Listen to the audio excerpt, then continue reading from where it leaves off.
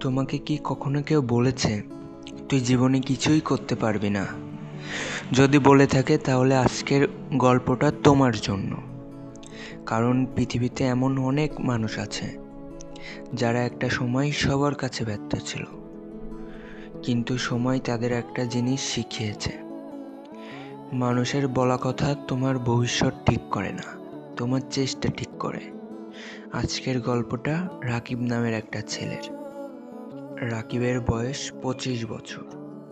পড়াশোনা শেষ করেছে অনেক আগেই, কিন্তু চাকরি নেই। প্রতিদিন সকালে ঘুম থেকে উঠে সে মোবাইল হাতে নেয়, একটা একটা করে চাকরির বিজ্ঞপ্তি দেখে, সিভি পাঠায়। তারপর অপেক্ষা করে। একদিন যায়, দুদিন যায়, এক সপ্তাহ কেটে যায়, কিন্তু কোনো ফোন আসে না। ধীরে ধীরে রাকিব মানুষের সামনে যাওয়া বন্ধ করে দিল। একদিন তার এক বন্ধু বলল, তুই এখনো চাকরি খুঁজছিস? রাকিব বলল, হ্যাঁ। বন্ধু হেসে বলল, কতদিন খুঁজবি? তোর দ্বারা কিছুই হবে না।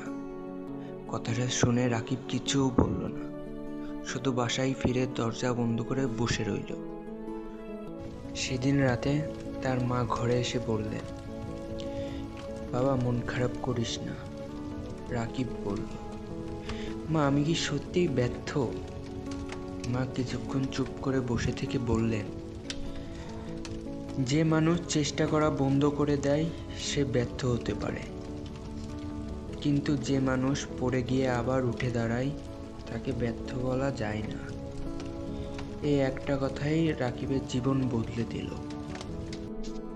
পরের দিন রাকিব সিদ্ধান্ত নিল, সে শুধু চাকরির অপেক্ষা করবে না, প্রতিদিন নতুন কিছু শিখবে, প্রতিদিন নিজের দক্ষতা বাড়াবে, প্রতিদিন অন্তত একজনের সঙ্গে যোগাযোগ করবে।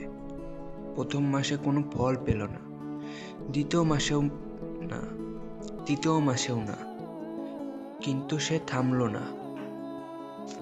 কয়েক বছর পর সে রাকিবই নিজেই একটা ব্যবসা দাঁড় করালো। যারা একদিন তাকে বলেছিল তোর দ্বারা কিছুই হবে না, তারা একদিন বলল, তুই এত দূর কিভাবে গেলি?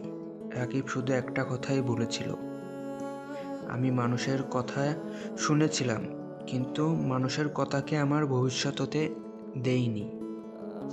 তোমার জীবনেও হয়তো এখন খারাপ সময় চলছে, চাকরি নেই, টাকা নেই, মানুষ সম্মান করছে না, বন্ধুরা এগিয়ে যাচ্ছে, আর তুমি পিছিয়ে পড়ছো।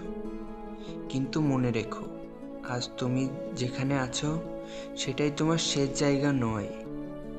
হয়তো তোমার সময় এখনো আসেনি, তাই থেমে যেও না। একদিন তোমার আজকের কষ্টটাই তোমার সবচেয়ে বড় গল্প হবে।